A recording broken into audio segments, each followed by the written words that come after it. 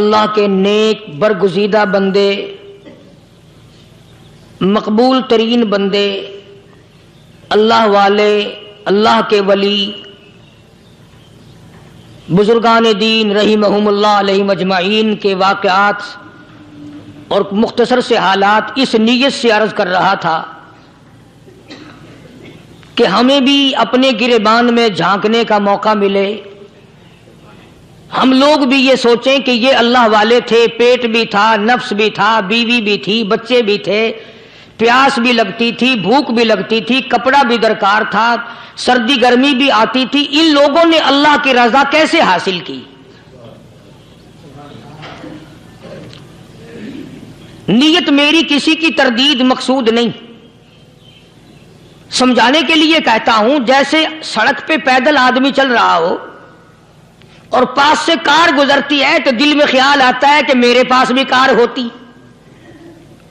ان اللہ کے نیک بندوں کو دیکھ کر میں اور آپ کیوں نہیں سوچتے کہ میں بھی اللہ کا نیک بندہ بن جاتا؟ کوٹھی بنگلہ دیکھ کر، لمبا چوڑا کاروبار کارخانہ دیکھ کر آدمی کے دل میں آتا ہے یارو یہ کارخانے دار ہے، میں اس کا مزدور ہوں۔ تیرے دل میں یہ بات کیوں نہیں آتی کہ میں نماز بھی نہیں پڑھتا اور فلانا ساری رات سویا ہی نہیں؟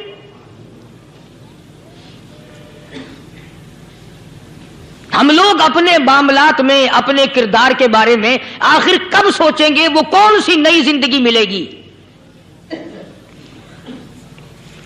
بس ایک دھوکہ لگا ہوا ہے، او جی میں تو گناہگار ہوں میرا کیا، او جی میں تو گناہگار ہوں میرا کیا، یوں کرتا کرتا ہی مر جائے گا، توبہ نہیں کرنی۔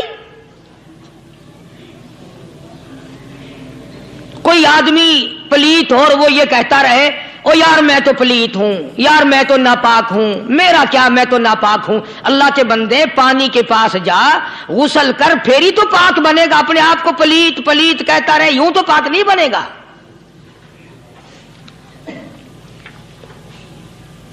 یہ اللہ والے جو ہوتے ہیں آدمی کے اندر کو ٹھیک کرتے ہیں۔ جیسے ڈاکٹر کہتا ہے کہ اگر بلڈ پریشر کے مریض ہو تو نمک نہ کھاؤ، شوگر کے مریض ہو تو میٹھا نہ کھاؤ، بادی کے مریض ہو تو آلو نہ کھاؤ۔ اللہ والا کہتا ہے اگر تمہارے اندر شرک کی بیماری ہے تو خدا کے دروازے کے سوا کہیں نہ جاؤ۔ اللہ والے اندر کا علاج کرتے ہیں، روحانی علاج کرتے ہیں، اس بیماری کا علاج کرتے ہیں جو قبر میں کام آئے گی۔ جب اللہ والوں کی مجلس میں بیٹھو گے تو وہ تمہیں یہ بتائیں گے کہ نبی کی سنتوں کے پھول چھوڑ کر بدعت کے کانٹوں کی طرف نہ جاؤ۔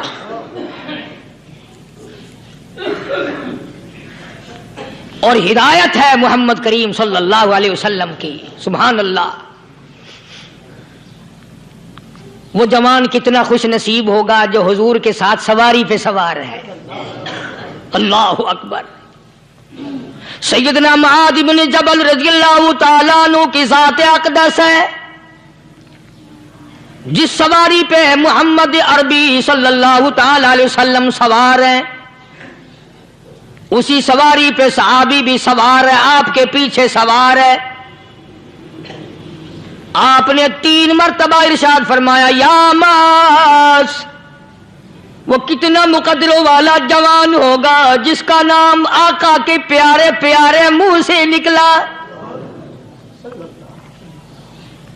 فرمایا یا معاذ، او معاذ، عرض کیا لبیک و سعدیک، میرے آقا میں حاضر ہوں، میں غلامی میں حاضر ہوں۔ کچھ نہیں فرمایا، پھر دوسری مرتبہ ارشاد ہوا یا معاذ، عرض کیا لبیک و سعدیک، کالی کملی والے میں تیری خدمت میں حاضر ہوں، میں غلامی میں حاضر ہوں۔ تیسری مرتبہ پھر فرمایا یا معاذ۔ سمجھے آپ؟ یہ تو حضور کو پتا تھا کہ میری آواز اس نے پہلی دفعہ میں ہی سن لی، پکار رہا ہے میں حاضر ہوں۔ 3 مرتبہ آواز اس لیے دی، یعنی میں جو تجھے بتانا چاہتا ہوں وہ بڑی اہم بات ہے، توجہ کر۔ دھیان کر اس بات کی طرف جو میں تجھے بتانے لگا ہوں. تیسری مرتبہ ارشاد ہوا یا معاذ، عرض کیا لبیک و سعدیک، میرے آقا میں حاضر ہوں، غلامی میں حاضر ہوں. ارشاد فرماؤ، فرمایا یا معاذ لا تشرک باللہ. او ماضی مجھ سے ارشاد سن لے، مجھ سے پیغام سن لے، میں محمد کریم صلی اللہ تعالی علیہ وسلم تجھے بڑی پتے کی بات بتانے لگا ہوں، گر کی بات بتانے لگا ہوں، کوئی حقیقت کی بات بتانے لگا ہوں. لا تشرک باللہ. او میرے جمال، میرے صحابی، او معاذ، اللہ کی ذات میں، اللہ کی صفات میں کسی کو شریک نہ ٹھہرانا.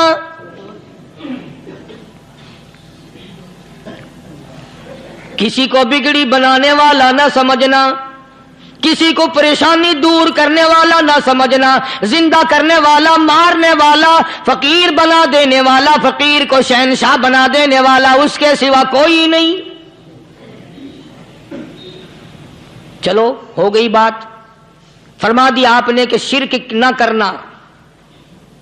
اب ہماری بات سنو، ابھی حدیث کا جملہ باقی ہے جو محمد عربی صلی اللہ علیہ وسلم کی زبان مبارک سے نکلا. اہم بات باقی ہے. ٹھیک ہے فرما دیا، لیکن اب سوال کرو سرکار مدینہ صلی اللہ علیہ وسلم سے کہ جی اگر کوئی مصیبت کی وجہ سے کر بیٹھے، اگر کوئی پریشانی کے عالم میں آ کے کر بیٹھے، کوئی دکھوں کا مارا ہوا کر بیٹھے، تو صاف فرما دیا، فرمایا او معاذ ان قتلتا، اگرچہ تجھے قتل کر دیا جائے، تیرا ٹکڑا ٹکڑا کر دیا جائے، تیرا قیمہ بنا دیا جائے، اس سے بھی سخت بات آگے فرمائی او حرقتا، چاہے تجھے جلا کر خاک کر دیا جائے، تیرا قیمہ بنا دیا جائے، تجھے جلا کر راکھ بنا دیا جائے، کسی حال میں بھی تجھے شرک کرنے کی اجازت نہیں. اور ایک اور بات میرے سے سن کر پکا کے لے جاؤ، چوری کرنے والا ساری عمر چوری کرتا ہے، لیکن کبھی ایسا دن اس کی زندگی میں نہیں آیا ہوگا جب وہ یہ کہے کہ میں عبادت کر رہا ہوں. لاکھ چوری کی ہو، یہ کہے گا کہ میں گناہگار ہوں. چوری کا اپن چلو تمہارے منہ پہ نہیں کہے گا، دل میں کہے گا. زنا کرنے والا کبھی نہیں کہتا کہ میں گناہ نہیں کرتا، شراب پینے والا کبھی نہیں کہتا کہ میں گناہ نہیں کرتا، حرام کھانے والا، رشوت لینے والا کبھی نہیں کہتا کہ میں گناہ نہیں کرتا. شرک ایسا گناہ ہے، ایسی گمراہی ہے، اس کو بندہ گناہ سمجھ کر نہیں عبادت سمجھ کے کرتا ہے. اور ارشاد فرمایا محمد عربی صلی اللہ علیہ وسلم نے کہ شرک کرنے والے کو توبہ کی توفیق نہیں ہوتی. وہ اس کو برا سمجھے تو توبہ کرے، جب وہ اس کو برا سمجھتا ہی نہیں تو گناہ سمجھتا ہی نہیں تو توبہ کائے کی کرے گا وہ. میں عرض کر رہا تھا کہ یہ جو اولیاء کرام ہیں، بزرگان دین ہیں، اللہ والے ہیں، یہ شرک کی لعنت سے آدمی کو بچانے کے لیے ساری زندگی کوشاں رہتے ہیں. حدیث پاک میں آتا ہے، ارشاد فرمایا محمد کریم صلی اللہ علیہ وسلم نے کہ جب آدمی گناہ کرتا ہے، فرمایا ان فی الجسد لمضغۃ اذا صلحت صلح الجسد كله واذا فسدت فسد الجسد كله الا وهي القلب او كما قال النبي صلی اللہ علیہ وسلم. ارشاد فرمایا آدمی کے بدن میں ایک گوشت کا ٹکڑا ایسا ہے کہ جب وہ ٹھیک ہو جائے تو سارا بدن ٹھیک ہو جاتا ہے، جب وہ بگڑ جائے تو سارے بدن کا نظام بگڑ جاتا ہے. الا وہی القلب، سرکار مدینہ صلی اللہ علیہ وسلم نے فرمایا وہ دل ہے. دل آدمی کا سنور جائے تو سارا کچھ سنور گیا، دل بگڑ گیا تو سب کچھ بگڑ گیا. ریاکاری دل سے پیدا ہوتی ہے، تکبر دیکھنے میں نہیں آتا، دل میں پیدا ہوتا ہے. فخر دل میں پیدا ہوتا ہے، عجب اور خودبینی دل میں پیدا ہوتی ہے. تو آقا مدنی صلی اللہ علیہ وسلم نے فرمایا کہ آدمی کا دل جو ہے وہ سفید ہوتا ہے، بالکل سفید ہوتا ہے.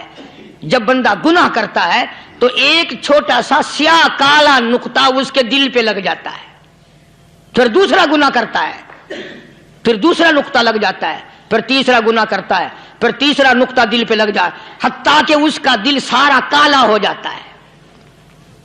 اور جب سارا دل کالا ہو جاتا ہے تو اس کے دل کے اندر پھر حق سمجھنے کی گنجائش نہیں رہتی، پھر وہ اتنا بگڑتا ہے کہ خلاف شرع کام کو وہ عبادت کہتا ہے، پھر وہ ڈھول دھماکے کو عبادت کہتا ہے، پھر وہ چمٹا کھڑکانے کو عبادت کہتا ہے، پھر وہ نشہ کرنے کو عبادت کہتا ہے، پھر وہ نماز نہ پڑھنے کو عبادت کہتا ہے، پھر وہ قرآن کے قریب نہ آنے کو عبادت کہتا ہے۔ حالانکہ بزرگوں کا یہ طریقہ کار نہیں۔ سائیں توکل شاہ صاحب سبقت رحمت اللہ علیہ، امبالے شہر میں مزار ہے، حضرت کے واقعات میں لکھا ہے کہ جب کوئی عالم، جب کوئی قاری، جب کوئی بزرگ قرآن پڑھتا یا کچھ بیان کرتا، اگر قرآن پڑھتا غلطی کرتا، ہاں یہ بات سمجھ لو کہ سائیں شاہ صاحب جو تھے ان پڑھ تھے، عالم نہ تھے، پڑھے ہوئے نہیں تھے، لیکن اگر کوئی قرآن کی آیت غلط پڑھتا تو سائیں شاہ صاحب جو تھے وہ کہتے کہ تو نے غلطی کی ہے، اور اگر کوئی حضور کریم صلی اللہ علیہ وسلم کی حدیث پاک پڑھتا اس میں کوئی غلطی کر دیتا تو شاہ صاحب فرماتے کہ تو نے غلطی کی ہے۔ تو ایک دن مولویوں نے، عالموں نے، قاریوں نے مشورہ کر لیا اور کہنے لگے آؤ شاہ صاحب سے پوچھیں گے کہ ان کو، یہ پڑھے ہوئے تو ہے نہیں، ان کو پتہ کیسے چلتا ہے، آیت غلط پڑھی گئی یا حدیث پاک غلط پڑھی گئی، ان کو پتہ کیسے چلتا ہے؟ تو اللہ والے کی خدمت میں پہنچے اور جا کے یہ سوال کر دیا، اللہ والے سے یہ سوال کر دیا۔ آپ سب سبحان اللہ کہو تو میں آگے جواب بتاؤں۔ اللہ اکبر، اللہ اکبر، کیا شان ہے اللہ والوں کی۔ فرمایا تم نہیں جانتے جب کوئی قاری قرآن صحیح پڑھتا ہے، عالم حدیث پاک صحیح بیان کرتا ہے، میں دیکھتا ہوں، میری آنکھوں کو نظر آتا ہے، اس کے سر سے لے کر آسمان تک نوری فرشتوں کی قطار بند جاتی ہے، اور جب وہ غلطی کرتا ہے تو وہ قطار ساری رخصت ہو جاتی ہے، وہ قطار ساری چھٹی کر جاتی ہے، میں سمجھ جاتا ہوں کہ کوئی غلطی ہوئی ہے۔ یہ ہے اللہ والوں کی باتیں جو ہم لوگوں کے کام آنے والی ہیں، جو ہمارے سوچ و بچار کی ہیں، جو ہمارے کرنے کی ہیں،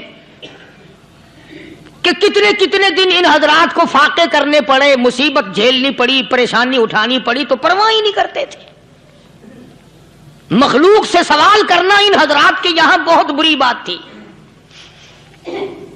بلکہ نفحۃ الیمن ایک عربی کورس کی کتاب ہے، درس میں پڑھائی جاتی ہے عربی مدرسوں میں۔ ہم نے جب سبق پڑھتے تھے تو ایک واقعہ پڑھا تھا کہ کسی پہاڑ کی غار میں ایک اللہ والا رہتا تھا اور اللہ اللہ کرتا تھا، ہر وقت اللہ کی طرف سے کھانا آ جاتا تھا اور وہ کھا لیا کرتا تھا۔ تو خدا امتحان بھی کرتا ہے، آزمائش بھی کرتا ہے، دعا کیا کرو اللہ ہماری آزمائش نہ فرمائے، ہم لوگ آزمائش کے قابل کہاں ہیں۔ تو اللہ پاک نے جب اس اللہ والے کی آزمائش فرمائی تو 3 دن تک کھانا نہ آیا، 3 روز تک کھانا نہیں آیا۔ جب نہیں آیا تو بھوک نے ستایا، اور جب بھوک نے ستایا تو پریشانی ہوئی، اور جب پریشانی ہوئی تو دل میں خیال آیا کہ اب میرے لیے سوال کرنا جائز ہو گیا، اب تو میں بالکل بھوک نے تنگ کر دیا مجھے۔ تو پہاڑ سے نیچے اترے اور جا کر کے ایک مکان پہ سوال کر دیا، اور سوال یہ کیا کہ اللہ نام پہ مجھے کھانا چاہیے۔ ان گھر والوں نے 3 روٹیاں دے دی، ان گھر والوں نے 3 روٹیاں دے دی، اور یہ اللہ کا ولی لے کے چل دیا۔ تو جس گھر سے 3 روٹیاں ملی تھی ان کے یہاں ایک کتا بھی تھا، وہ اس ولی کے پیچھے پیچھے لگ گیا اور بھونکار قریب تھا کہ کاٹ کھائے، پھاڑ کھائے۔ اللہ کے ولی نے سوچا کہ یہ تو بڑا ظالم کتا پیچھے لگ گیا، 1 روٹی اس کو پھینک دوں، 2 مجھے کافی ہو جائیں گی، یہ پڑا اس کی ہلے لگ جائے گا، مشغول ہو جائے گا، میں نکل جاؤں گا۔ یہ کتاب کی بات ہے، حدیث کی نہیں۔ تو نفحۃ الیمن کتاب میں واقعہ یوں لکھا کہ کتا 1 روٹی کھا کے پھر بھاگ کے اس ولی کو مل گیا اور بہت بھونکار کاٹنے کے قریب ہوا۔ تو پھر اللہ کے ولی نے سوچا کہ یار ایک ہی روٹی کافی ہو جائے گی، یہ تو پھر ظالم پیچھے ہو گیا، اس نے دوسری روٹی بھی اس کو پھینک دی۔ اللہ کی شان، کتا دوسری روٹی کھا کر کے پھر ولی کے پیچھے پیچھے، اس نے سوچا ایسی روٹیوں سے تو یوں ہی بھلے، وہ تیسری بھی پھینک دی، کتے نے تیسری بھی کھا لی، اور جب تیسری روٹی کھا کے کتا بھونکا، اب ولی کھڑا ہو کر غصے میں آ گیا اور کہنے لگا او کتے تجھے شرم نہیں آتی؟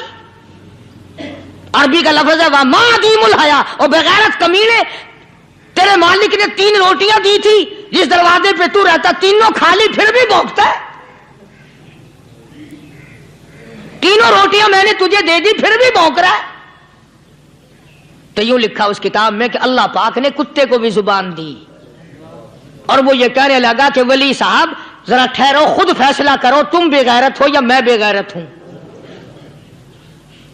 فیصلہ جناب کریں، میں کتا ہوں آپ ولی ہیں، جنت کے کھانے کھائے، ارے 3 دن نہ ملا تو آدمی کے دروازے پہ آ کے ماتھا گھسایا، جھولی پھیلائی، بھیک مانگی، مجھ سے قسم لے لو میں کتا ہوں، کئی مرتبہ 8 دن ٹکڑا نہیں ملتا، قسم لے لو اس دروازے کے سوا کبھی کسی دوسرے دروازے پہ نہیں گیا میں۔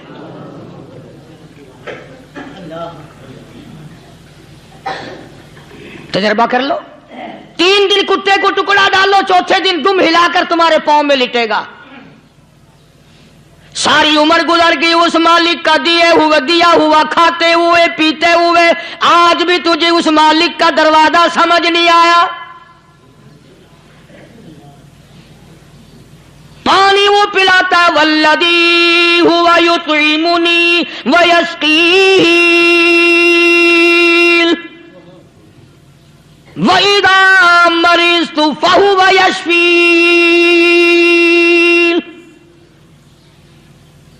کتنا کھلاتا ہے، کتنے اعلیٰ درجے کے کھانے کھلاتا ہے، طرح طرح کے کھانے کھلاتا ہے،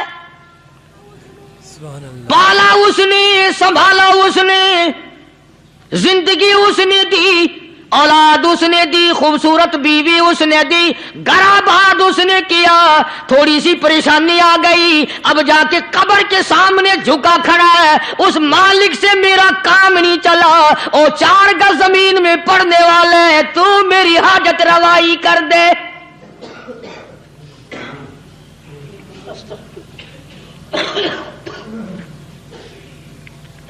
کون سے ولی نے یہ تعلیم دی، کون سے ولی نے یہ ترغیب دی؟ خواجہ قطب الدین بختیار کاکی رحمت اللہ علیہ، بابا فرید الدین شکر گنج رحمت اللہ علیہ کا پیر ہے۔ اتنے اللہ والے لوگ تھے، اتنے اللہ والے لوگ تھے۔ خواجہ قطب الدین بختیار کاکی رحمت اللہ علیہ کا آخری وقت دلی شہر میں آ گیا، نہ دولت تھی، نہ کوٹھی تھی، نہ بنگلہ تھا، فقیری، ہائے ہائے، عجیب بادشاہت ہوتی ہے ان لوگوں کی، بادشاہ ان کے دروازوں پہ آیا کرتے تھے۔ خواجہ ابو الحسن خرقانی رحمت اللہ علیہ بزرگ گزرے ہیں، محمود غزنوی کا زمانہ ہے۔ محمود غزنوی مرحوم بادشاہ نیک آدمی تھا، خواجہ ابو الحسن خرقانی رحمت اللہ علیہ کی خدمت میں آیا اور حضرت نے یوں پوچھ لیا، فرمایا محمود 2-4 دن پہلے بھی تو سنا تھا کہ تم ادھر آئے ہو، مجھ سے مل کے نہیں گئے؟ تو کہنے لگا حضرت سرکاری دورے پہ آیا تھا، سرکاری دورے کی لپیٹ میں اللہ والے کی زیارت کو بے ادبی سمجھتا ہوں، اللہ والے کی زیارت کرنے آؤں، کام کوئی اور لے کر آؤں اور اللہ والے کی زیارت کروں؟ میرے نزدیک یہ بے ادبی ہے۔ فرمایا آج ارادہ کر کے آئے ہو؟ کہ جی ہاں ارادہ کر کے آیا ہوں۔ باتیں ہوتی رہی، محمود کہنے لگا حضرت آج بہت بڑا کام لے کر آیا ہوں، دعا فرماؤ، سومناتھ کے مندر پہ حملے کا ارادہ ہے، 70 راجاؤں کی فوج آئیں گی، 70 بادشاہوں کی فوج آئیں گی، 70 راجا ہندو اپنی فوج لے کر آئیں گے، میں اکیلا مسلمان مقابلے میں آؤں گا، دعا فرماؤ وہ قادر کریم مجھے فتح عطا فرمائے۔ کیسی نیت لے کر آیا کرتے تھے بادشاہ لوگ فقیروں کے دربار میں؟ آج تو اگر کسی ولی کے پاس بھی جاؤ گے، میں نے مولانا عبید اللہ انور مدثلو سے پچھلے دنوں عرض کر دیا، میں نے کہا حضرت آپ اپنے گھر میں ہی رہتے ہیں، باہر نہیں نکلتے، کئی کئی دن لوگوں کو نیکی ملے گی، زیارت ہوگی، تو فرمانے لگے قاری صاحب آپ کو کیا پتا ہے، بس اسی کام کے لیے لوگ آتے ہیں، ہماری اینٹ پر دو، ہم نے مکان بنانا ہے، ہمیں دکان کا تعویذ دے دو، ہمارے پیچھے دشمن لگ گیا، ہمارا مقدمہ ہو گیا، اور یوں تو کہنے کوئی بھی نہیں آتا، دعا کر دو اللہ میری قبر میں بھلائی فرما دے۔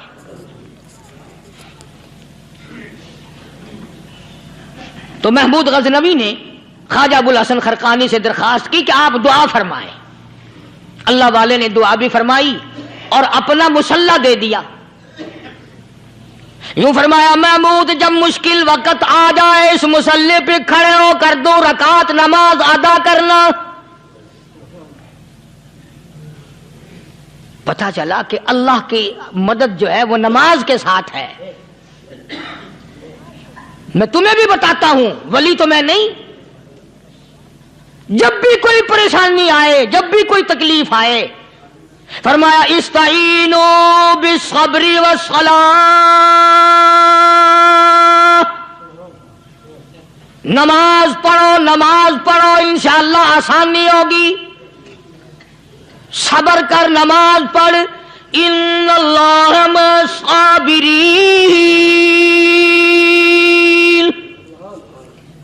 اللہ پاک صبر کرنے والوں کا ساتھی ہے، صبر بھی کرتا جا، نماز بھی ادا کرتا جا، جس سے تیرا بگاڑ ہے یوں بھی سوچتا جا میری طرف سے کوئی ظلم نہ ہو جائے، میں مارا جاؤں گا۔ چھلا ساتھ لے کر چلا گیا اور اپنی فوج کو لے کر کے سومناتھ کے مندر پہ حملہ کر دیا۔ مسلمان فوج بڑا سفر کر کے آئی تھی، دور سے آئی تھی، تھکی ہوئی تھی، چور چور تھی، اتنے حالات نہ تھے، اتنے ہتھیار نہ تھے، 70 راجاؤں کی فوج کے مقابلے میں مسلمانوں کو شکست ہو گئی۔ محمود غزنوی کو خبر دی گئی بادشاہ شکست ہو گئی۔ محمود نے 2 رکعت نماز ادا کی، اور یہ بھی بتا دوں اللہ والوں کا اتنا ادب کیا محمود غزنوی نے کہ اس مصلی پہ کھڑے ہو کر نماز نہیں پڑھی، اس کو سر کے اوپر رکھ کے نماز پڑھی۔ مصلی اللہ والے کا سر پہ رکھ لیا اور نماز پڑھی خدا کے حضور میں، اور پھر سر سجدے میں رکھ دیا۔ میرے پروردگار بے نیاز خالق و مالک، میں گناہگار سہی، میں سیاکار سہی، میں تیرا بندہ ہوں، او میرے مولا مقابلہ کفر سے ہے، حق پرستوں کی نہ کی تو نے گر دل جوئی نہیں، تانا دیں گے بت کے مسلم کا خدا کوئی نہیں، او میرے پروردگار آج مجھے ذلیل نہ کر، آج میری شکست نہ کر، آج مسلمانوں کو شکست نہ دے، اور بے نیاز پروردگار کافر کہیں گے ان کا خدا کہاں گیا۔ بس محمود غزنوی نے اللہ کی حضور میں نماز ادا کی اور دامن پھیلایا اور سر سجدے میں رکھا، وہ اطلاع ملی کہ شکست فتح میں بدل گئی۔ چنانچہ جمعے کا خطبہ محمود غزنوی نے سومناتھ کے مندر کے اندر دیا۔ کس قدر اللہ والوں کو دلچسپی تھی ان معاملات سے کہ قوم کے لیے بھلائی ہو، ملک کے لیے بھلائی ہو، عوام کے لیے آخرت کی دنیا کی بھلائی مقصود تھی۔ خواجہ قطب الدین بختیار کاکی رحمت اللہ علیہ دلی شہر میں رہتے ہیں، بادشاہوں کا زمانہ ہے۔ اللہ اللہ کیا عجیب لوگ تھے۔ آج تو اچھے بھلے دیندار طبقہ نماز پڑھانے والوں کو نماز کے، غسل کے، وضو کے مسائل معلوم نہیں۔ دوستو ایسا وقت تھا سلطان صلاح الدین خلجی رحمت اللہ علیہ کو بادشاہ ہو کر عربی کی بہت بڑی 4 جلدوں میں کتاب ہے ہدایہ بادشاہ صلاح الدین خلجی کو زبان نہیں آتا، اتنی بڑی عظیم کتاب زبان نہیں آتی۔ وہ بادشاہ بھی ہوا کرتے تھے اور ولی بھی ہوتے تھے۔ سلطان عالمگیر رحمت اللہ علیہ بہت بڑا بادشاہ ہو کر، اورنگزیب ہے، عالمگیر ہے، اتنا بڑا عظیم بادشاہ، مگر حضور کریم صلی اللہ علیہ وسلم کی 5000 حدیثیں پاک اس بادشاہ کو زبان نہیں آتی، اور قرآن کا حافظ تھا، قرآن کا قاری تھا، قرآن کا عالم تھا، قرآن کا مفسر تھا، ولی بھی تھا، بادشاہ بھی تھا، اللہ والا بھی تھا، اور اتنا خوف تھا دل میں، میں تمہیں کیا بتاؤں۔ اللہ اکبر، بادشاہ ہو کر کے کپڑا خریدا، مزدوری کر کے کپڑا خریدا بادشاہ نے، اور کپڑا خرید کر اس کی ٹوپیاں اپنے ہاتھوں سے سی۔ عالمگیر رحمت اللہ علیہ نے اس کی ٹوپیاں اپنے ہاتھوں سے سی، اور چاندنی چوک دلی میں کھڑے ہو کر فروخت کی، بیچی، 6-7 روپے جمع کر کے ایک تھیلی میں بند کر کے، اوپر لکھا عالمگیر کا کفن ان پیسوں سے خریدا جائے۔ کبھی ہم نے بھی سوچا جو رشوت مارنے والا آدمی ہے، بتاؤ اس کے لیے کفن کہاں سے اچھے پیسے تلاش کر کے لایا جائے گا؟ رشوت کا ہی کفن ملے گا نا۔ جو آدمی ملاوٹ کر کے پیسے کماتا ہے، فنکاری کر کے پیسہ کماتا ہے، دغا اور فریب کر کے پیسے کماتا ہے، تو آج ہمارا کفن بھی صحیح نہیں، کفن بھی دغا والا، فریب والا، ملاوٹ والا۔ بلکہ تم تو کہتے ہو کہ آج کل کھانے کے لیے خالص کچھ نہیں ملتا، میں کہتا ہوں میت کو غسل دینے کے لیے پانی خالص نہیں ملتا۔ یہ جو ہم موٹریں نلکے لگاتے ہیں، یہ پیسے کون سے ہمارے خالص ہیں؟ جو صابن میت کو مل رہے ہیں کون سے پیسوں کا خریدا ہوا ہے؟ جو خوشبو میت کو لگ رہی ہے کون سے پیسوں کی خریدی ہوئی ہے؟ جو کفن پڑ رہا ہے وہ کیسے پیسوں کا کفن ہے؟ اور میں آگے بڑھ کر کے کہتا ہوں جو کندھوں پہ اٹھائے جا رہے ہیں وہ کون سے کتب ہیں، کون سے ابدال ہیں؟ جس نے میت کو غسل دیا ہے کبھی معلوم کیا کہ وہ کتنا بڑا نیک آدمی ہے؟ یہ تو ہمارے آخری وقت کا حال ہے، اور اس طرف کسی کا دھیان نہیں، سوچ نہیں، بچار نہیں، قطعی طور پر اندھے ہو جاتے ہیں۔ او میاں ٹھیک ہے جو کچھ ہو رہا ہے۔ اچھا ایک بات عرض کروں، اللہ تبارک و تعالیٰ کے یہاں جب ہم جائیں گے، اگر اور سارے معاملات کو چھوڑ دو، اللہ پاک یہی پوچھ لے کہ میاں یہ کفن جو پہن کے آیا یہ کیسا ہے؟ یہ جو کفن پہن کے آیا یہ کیسا؟ ہم کیا جواب دیں گے؟ بادشاہ عالمگیر رحمت اللہ علیہ نے تھیلی پہ لکھ کر کے بند کر کے رکھ دیا، جب میرا انتقال ہو جائے، میری موت آ جائے، جب میں دنیا سے رخصت ہو جاؤں، جب میں دنیا سے چلا جاؤں، میرا آخری لباس جو میں نے ساتھ لے کے جانا ہے، وہ شادی کے جوڑے دنیا تیار کرتی ہے، سفر کے جوڑے دنیا تیار کرتی ہے، غیر ملکوں میں جانے کے لباس دنیا تیار کرتی ہے، ادھر ادھر جانے کے لیے، تقریبوں میں جانے کے لیے جوڑے لباس پوشاک دنیا تیار کرتی ہے۔ اور میں کہتا ہوں لوگوں، قبر کی پوشاک ہم کب تیار کریں گے؟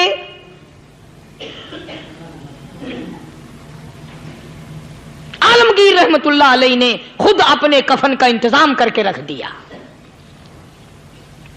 ہمارے گھروں میں تو اگر کفن کا ذکر کرو تو گھر والے بھی منہ بنائیں گے، چھوڑو تم نے کفن کی باتیں بنانی شروع کر دی ابھی سے ہی۔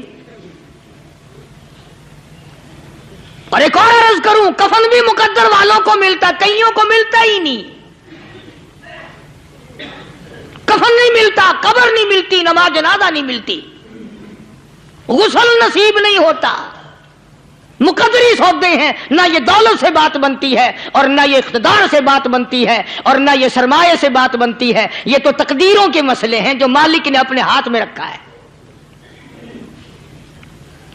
جناب رسول کریم سب کہہ دو صلی اللہ علیہ وسلم کے سگے چچا، اللہ غنی جنگ احد ہے،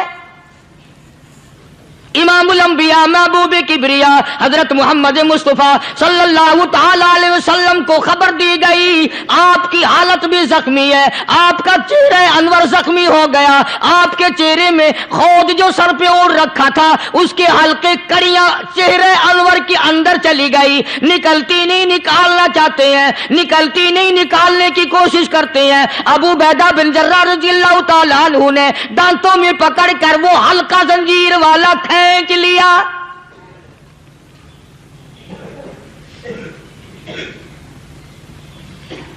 اللہ غنی ادھر خون کا پھوارا چھوٹا، خون کا پھوارا چھوٹا. اللہ، عرش الہی سے آواز آئی، جبریل. پل جھپکنے کے برابر جبریل ساری دنیا کا نظام طے کر سکتا ہے. توجہ، اللہ نے آواز دی، جبریل.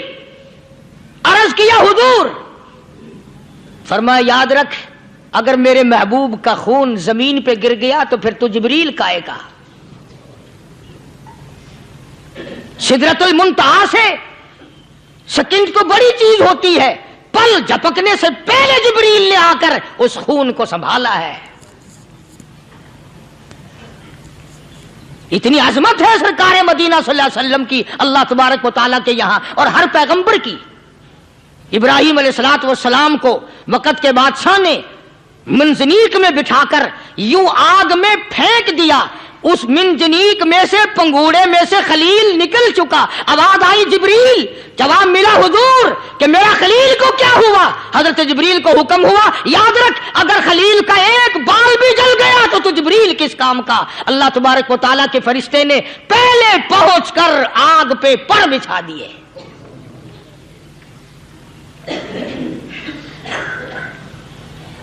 یوسف علیہ السلام کو بھائیوں نے کنویں میں پھینکا. اب بتاؤ، کنواں کوئی 100-200 گز یا 100-200 میل تو لمبا نہیں ہوتا. میں خالق کی بے نیازی تمہیں بتا رہا ہوں اور اپنے پیغمبروں کی کس طرح حفاظت فرماتے ہیں. سبحان اللہ. بھائیوں نے کنویں میں دھکا دیا، جبریل جی یہ کیا ہوا؟ تو میرا نبی آیا. میرے نبی کے کنویں میں جانے سے پہلے تخت بچھا دے. جبریل نے پر بچھا کر تخت بنا دیا.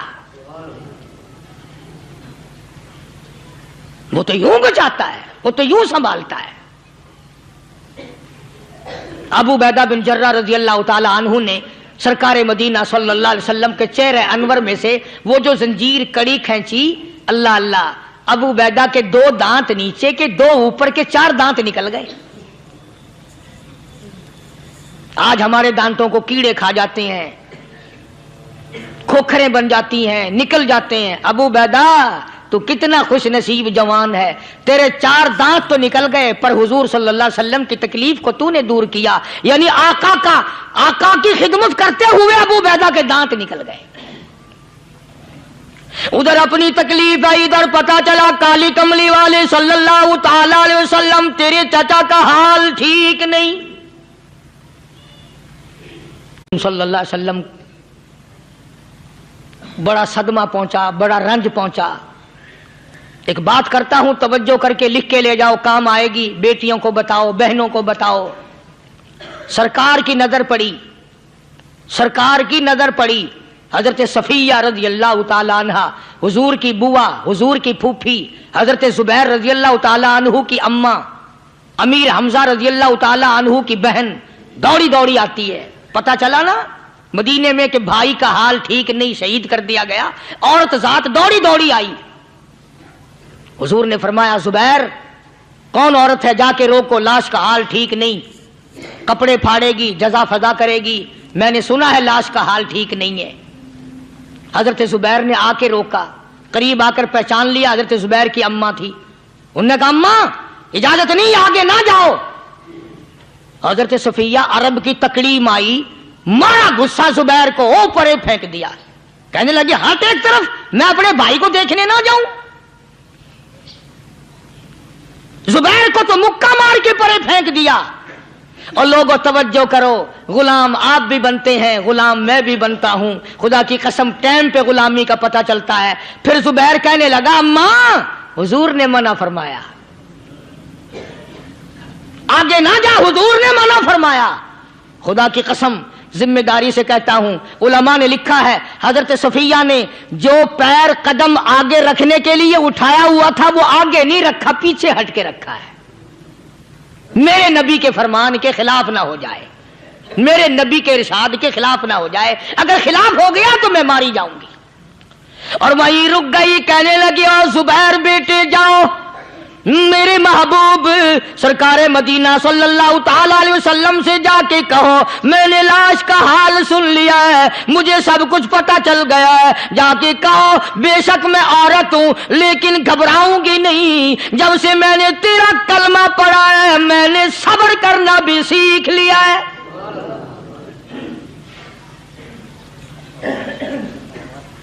میں جدا فدا نہ کروں گی، میں کپڑے نہ پھاڑوں گی، میں رونا دھونا نہیں کروں گی۔ مدنی کریم صلی اللہ علیہ وسلم کو حضرت زبیر نے جا کے بتا دیا، میری اماں یوں کہتی ہے، فرمایا پھر بے شک اجازت ہے جائے۔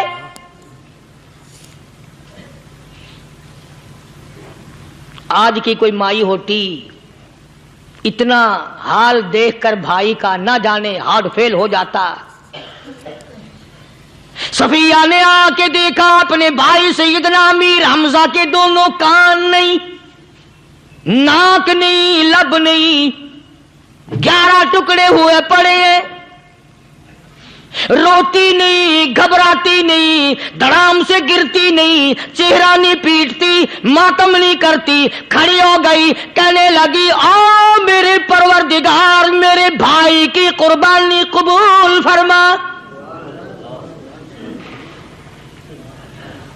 میرے بھائی کی قربانی کے صدقے میں میرا بھی بیڑا پہاڑ کر دے۔ اور خبر تو مل گئی تھی نا کہ کپڑے بھی اتار کر لے گئے، بغل میں سے 2 چادریں نکالی ہیں،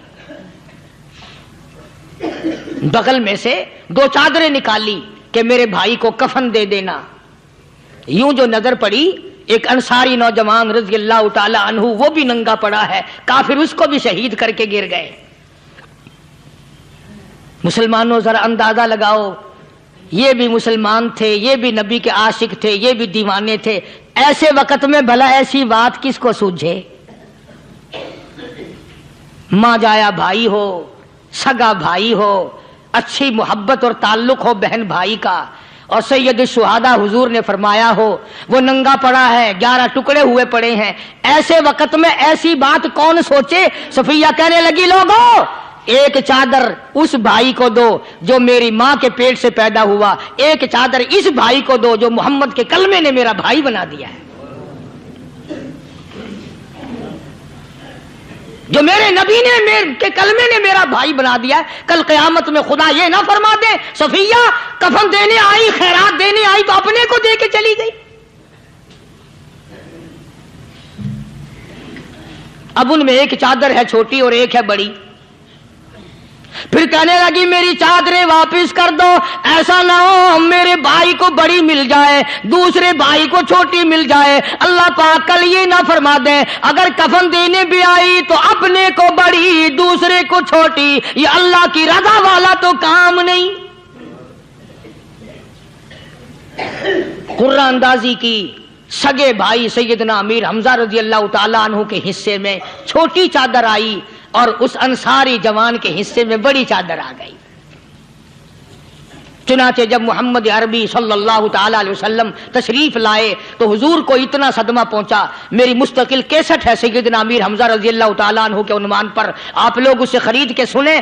تم بھی کہتے ہو کہ ہم نے اسلام کی بڑی خدمت کی، ہم نے قرآن کی بڑی خدمت کی، ہم نے علماء اور طالب علموں کی بڑی خدمت کی، ہم نے مسجد اور مدرسوں کی بڑی خدمت کی۔ میں یہ کہتا ہوں آؤ دیکھو تو صحیح کہ ان حضرات نے کہاں تک قربانیاں دی ہیں۔ حضور نبی کریم صلی اللہ تعالی علیہ وسلم جب اپنے پیارے چچا کی لاش پہ آئے، چہرے پہ نظر پڑی دونوں لب نہیں، کالی کملی والے صلی اللہ تعالی علیہ وسلم نے منہ میں جھانک کر دیکھا تو زبان نہیں، ذرا نیچے کو نظر کی پیٹ میں جگر اور کلیجہ نہیں، دونوں ہاتھ نہیں، دونوں کان نہیں۔ یہ حال دیکھ کر حضور صلی اللہ علیہ وسلم کو چکر آ گیا، زمین پہ تشریف فرما ہو گئے، اور پھر بلکہ یہاں تک لکھا ہے کہ آپ نے یوں فرمایا او میرے مالک اگر صفیہ مائی میری بوا پھوپھی یہاں نہ ہوتی تو میں یہ ٹکڑے بھی نہ اٹھاتا، اگر تو یوں ہی راضی ہے تو میں بھی یوں ہی راضی ہوں۔ اور پھر جب ان ٹکڑوں کو جوڑا گیا تو صحابہ نے عرض کیا یا رسول اللہ صلی اللہ تعالی علیہ وسلم، امیر حمزہ قداور آدمی تھا، لمبا تکڑا بہادر آدمی تھا، حالت یہ ہے چادر چھوٹی ہے بھی ایک ہی، اگر سر ڈھانپتے ہیں تو پیر کھل جاتے ہیں، پیر ڈھانپتے ہیں تو سر کھل جاتا ہے۔ حضور نے فرمایا سر کو چھپا دو، پیروں پہ میرے چچا کے درختوں کے پتے ڈال دو۔ میں یہ عرض کر رہا تھا کہ اللہ والے ہر وقت میں آدمی کی اصلاح کی کوشش کرتے ہیں، اسے بنانے کی کوشش کرتے ہیں، اسے سمجھانے کی کوشش کرتے ہیں۔ اللہ تبارک و تعالی ہر مسلمان کو توفیق دے کہ وہ اپنی زندگی بھر اللہ والوں کی خدمت میں جانے آنے کی، قرآن کی خدمت کی ہر وقت پروگرام بنائے، نیت خیر رکھے۔ کیوں؟ اس لیے اسی کو کہتا ہے کہ لیے پھرتی ہے بلبل چونچ میں گل،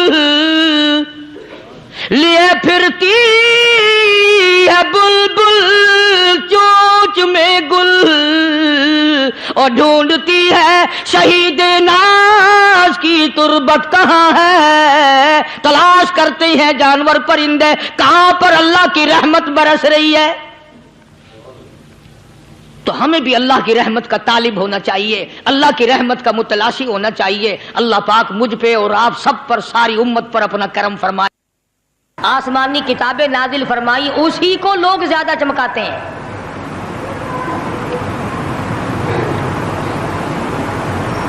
خدا اس بات کو گوارا ہی نہیں کرتا کہ میری طرف سے بغیر میرے اعلان کے کوئی ذرہ برابر اعلان کر سکے۔ وہ کسی قلندر کو، کسی ملنگ کو، کسی کو اختیار نہیں دیتا۔ جن کا خدا جیتا جاگتا حی و قیوم قائم دائم ہے وہ تو ایسا ہے، اور جن کا خدا کبھی پیدا ہوتا ہے کبھی مر جاتا ہے ان کی میں بات نہیں کرتا۔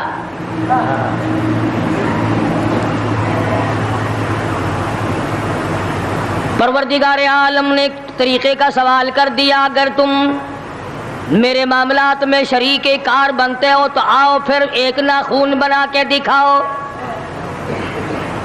ایک بال بنا کے دکھاؤ، درخت کا ایک پتا بنا کے دکھاؤ، پتھر کا ایک روڑا بنا کے دکھاؤ، مٹی کا ایک ذرہ بنا کے میرے سامنے لاؤ۔ پروردگار عالم نے فرمایا چلو تم سے گائے کیا بنواؤں گا، بھینس کیا بنواؤں گا، بکری کیا بنواؤں گا، زمین و آسمان تم کیا بناؤ گے، چاند سورج ستارے کیا بناؤ گے، انسان تو بنانا تمہارے بس کا کام کہاں ہے۔ لَن يَخْلُقُوا ذُبَابًا، تم مجھے مکھی کا ایک پر بنا کے تو دکھاؤ۔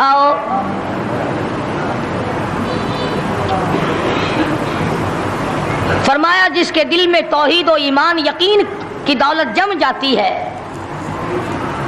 وہ لوگ تو دنیا ہی میں ایمان کا مزہ چکھتے رہتے ہیں، ایمان کی لذت آتی ہے۔ صحابہ اکرام رضوان اللہ تعالی علیہ مجمعین کی جماعت نے دنیا ہی میں جنت کو دیکھا، جنت کی خوشبو سونگھی، کسی کو جنت کی ہوا لگی، کسی نے جنت کا نقشہ دیکھا، کسی کو جنت کا نظارہ کرا دیا گیا دنیا ہی میں۔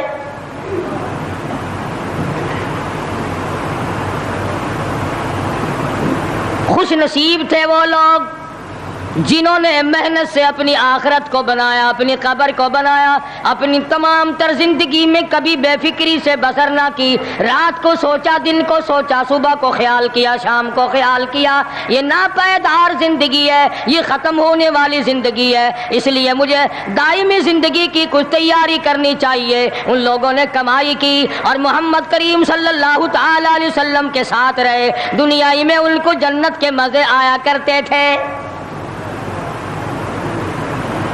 من عمل صالحا من ذکر او انثى وهو مؤمن فلنحيينه حياة طیبہ۔ محنت کرنی پڑتی ہے، تکلیف اٹھانی پڑتی ہے، پریشانی جھیلنی پڑتی ہے، جب جا کر کچھ کام بنتا ہے، استقامت کے ساتھ کام بنتا ہے، جہاد فی سبیل اللہ کے ساتھ کام بنتا ہے، گردنیں کٹانے سے کام بنا کرتا ہے، اپنی جانوں کا قیمہ بنوانے سے کام بنا کرتا ہے، پھونک مارنے سے نہ کبھی کام بنا اور نہ آج بن سکتا ہے۔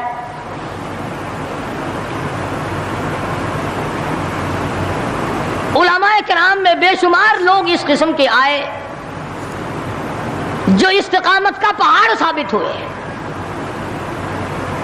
ان میں سے بعض نے یہ لکھا ہے کہ بعض مرتبہ کھانے میں ایسا مزہ آتا تھا جیسے جنت کے کھانے کا مزہ آتا ہے۔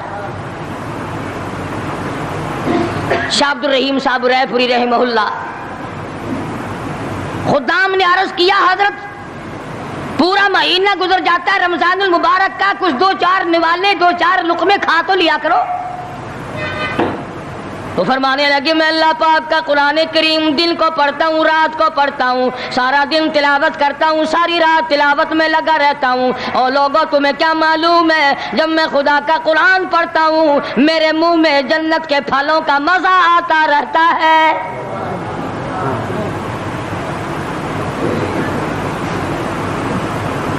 صحابی ہے مدنی کریم صلی اللہ تعالی علیہ وسلم کا، احد پہاڑ کی طرف جا رہا ہے، ایک دوسرا صحابی سامان لے کے لینے کے لیے واپس آ رہا ہے، وہ جانے والا پوچھتا ہے کدھر چلا؟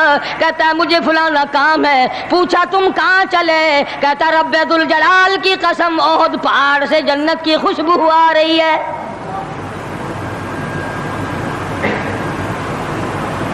پہاڑ تھے یہ لوگ، ارادے کے استقامت اس قدر مضبوط تھی، دنیا کی کوئی طاقت ان لوگوں کو نہیں ہلا سکی۔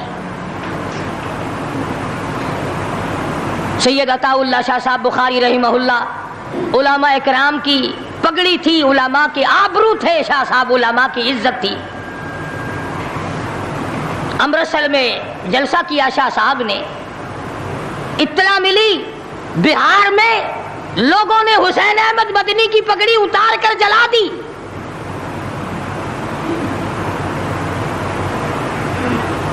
بخاری نے جلسہ کیا، لوگوں نے جستجوانہ نگاہوں سے دیکھا کہ آج بخاری سٹیج پہ ننگے سر کیوں آیا؟ فرمایا ہاں جو کچھ نگاہوں سے پوچھ رہے ہو سمجھ گیا ہوں، تم یہی کہتے ہو نا کہ میں ننگے سر کیوں آیا ہو جب حسین احمد کی پگڑی تم نے اتار دی، بخاری اوڑھ کر آنے والا کون ہوتا ہے؟ آج تک دیکھو ان بہاریوں کو تم کہاں یہ دھکے کھاتے پھرتے ہیں۔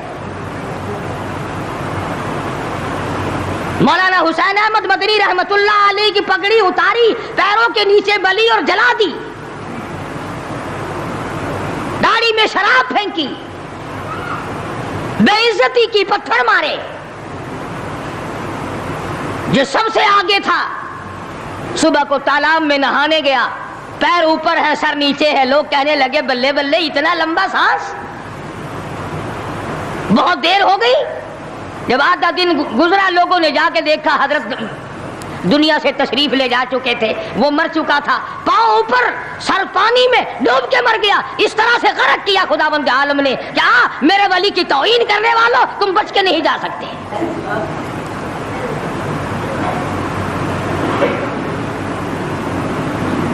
جلندھر کے اسٹیشن پہ مولانا کی توہین کرنے والا یہاں فیصل آباد میں آیا، لوگوں نے اٹھا کر بھٹے کی چمنے میں ڈال کر خاک کر دیا۔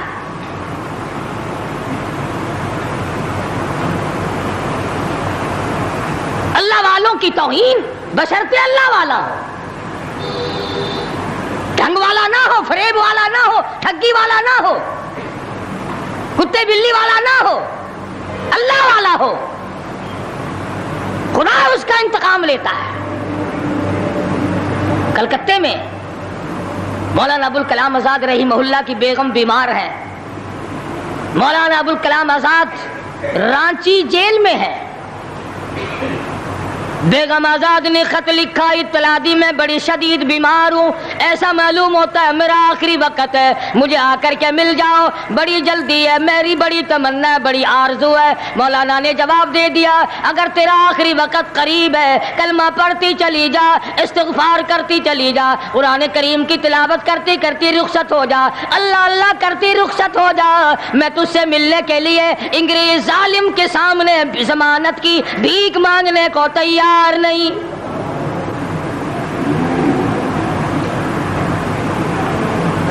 آج یہ جو علماء کی توہین کرتے ہیں، کبھی اخباروں میں لکھ کر فلاں مخالف تھا پاکستان کا، تم نے پاکستان کا کون سا کندھا دے رکھا ہے، تم نے پاکستان کا کیا سنوارا، تم نے پاکستان کا کیا بنایا، آدھا پاکستان بیچ کے کھا گئے اور تمہیں پوچھنے والا کوئی نہیں۔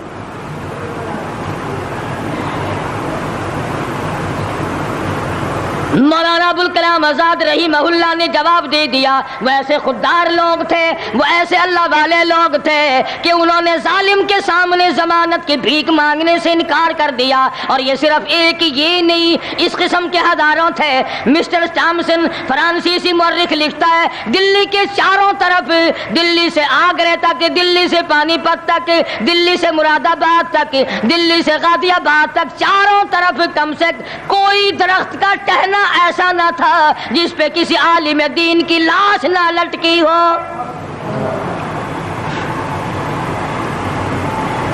اور چوری کھانے والوں تمہیں کیا پتا ہے، پاکستان کو بھون بھون کر کھانے والوں تمہیں کیا پتا ہے، پاکستان کی قوم کا چمڑا اڈھیڑنے والوں تمہیں کیا معلوم ہے، پاکستان کی آبرو برباد کرنے والوں تمہیں کیا معلوم ہے، پاکستان کی عزت کو تباہ کرنے والوں تمہیں کیا معلوم ہے کہ علماء کرام کا کیا کردار ہے.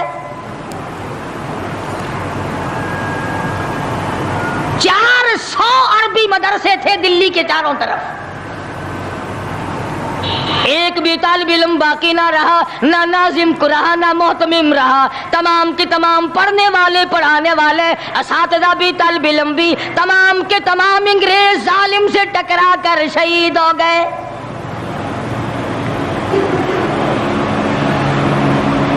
مولانا ابوالکلام آزاد رحمہ اللہ نے جواب دے دیا، بیگم آزاد کا انتقال ہو گیا، بیگم آزاد کا انتقال ہو گیا. مولانا آزاد کی بیوی کا جنازہ کلکتے کی بازاروں سے نکل رہا ہے.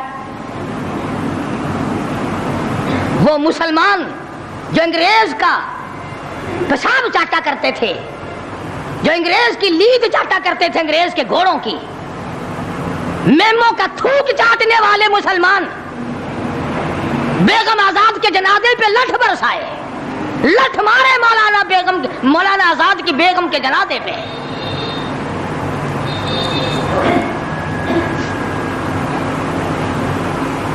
بجائے ایک اللہ والی کے جنازے میں شرکت کرتے.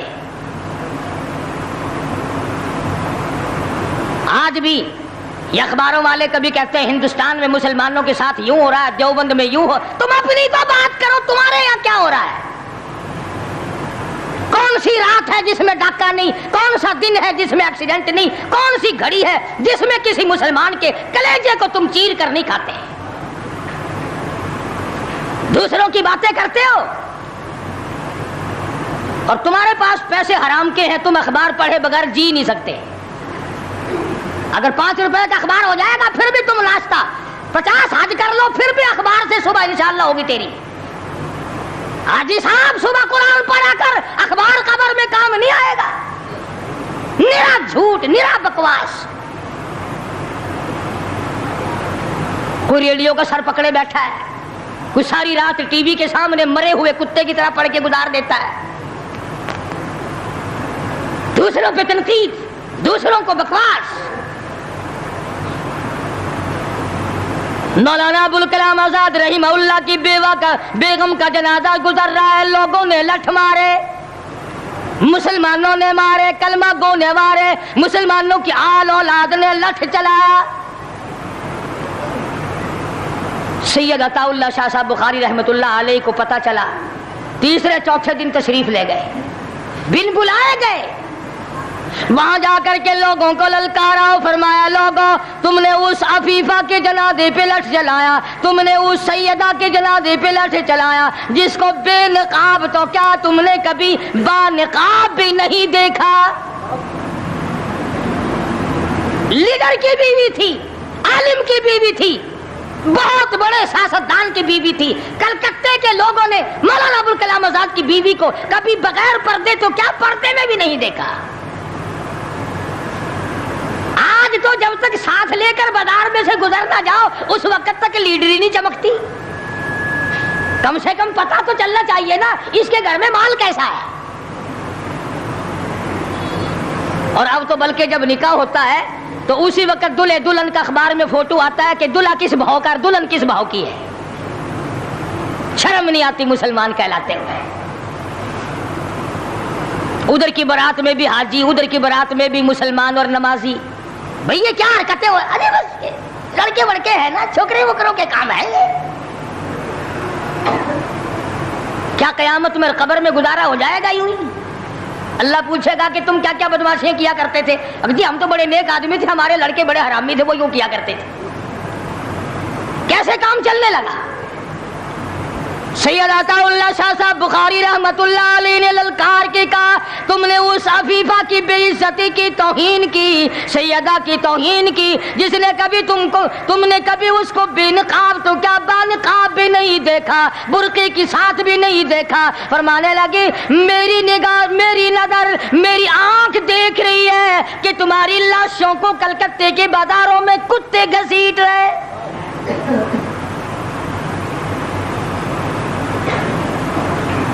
हफ्ता नहीं गुजरा, 8 दिन नहीं गुजरे कि हिंदू मुस्लिम फसाद हुआ और मुसलमानों की लाशों से कलकत्ते का बाजार भरा। जब मुकाबले का वक्त आता फिर नहीं ये जाते।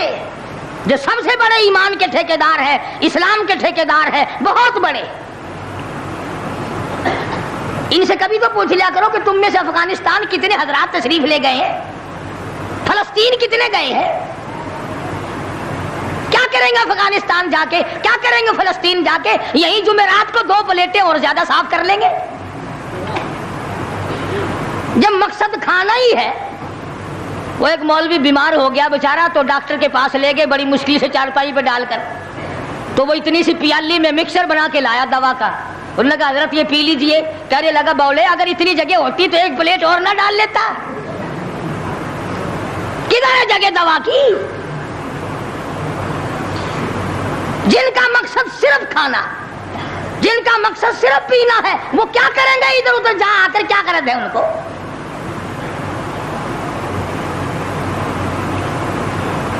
शेखुल अरबी वाला जम हजरत मौलाना सैयद हुसैन अहमद साहब मदनी रहमतुल्लाह अलैह जेल में है। अंग्रेज की मुखालफत करते हुए, दुश्मनी करते हुए जेल में है। आपको इत्तला दी गई, मौलाना तुम्हारी वालदा इंतकाल करके जनाजे पे आ जाओ, अम्मा का आकर मुंह देख लो, कंधा दे दो, सारी उम्र के लिए तुम्हारी वालदा का चेहरा छुप जाएगा। मौलाना ने जवाब दिया, एक वालदा का, एक भावज और भाभी का, भतीजी और बहने मौलाना मदनी के जेल में रहते रहते 6 जनाजे घर से निकले।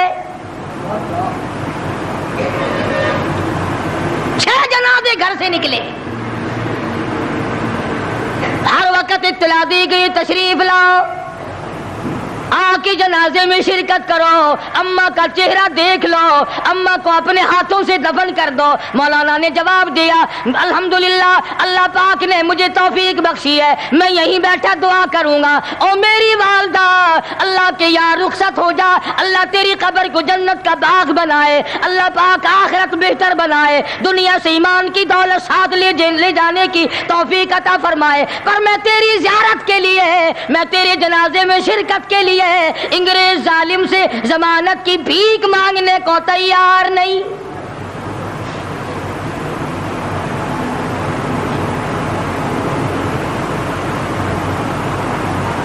150-125 साल उलमाए दीन अंग्रेज जालिम से टकराए, मराठों से टकराए, डोगरों से तमाम इन हिंदुओं से, सिखों से, डोगरा पार्टी जो थी उससे टकराए, तमाम से, शाह इस्माइल शहीद, मौलाना सैयद अहमद बरेलवी रहमतुल्लाह अलैह, इन हजरात ने जिहाद किया और लाखों आदमी इनके साथ होकर शहीद हुआ।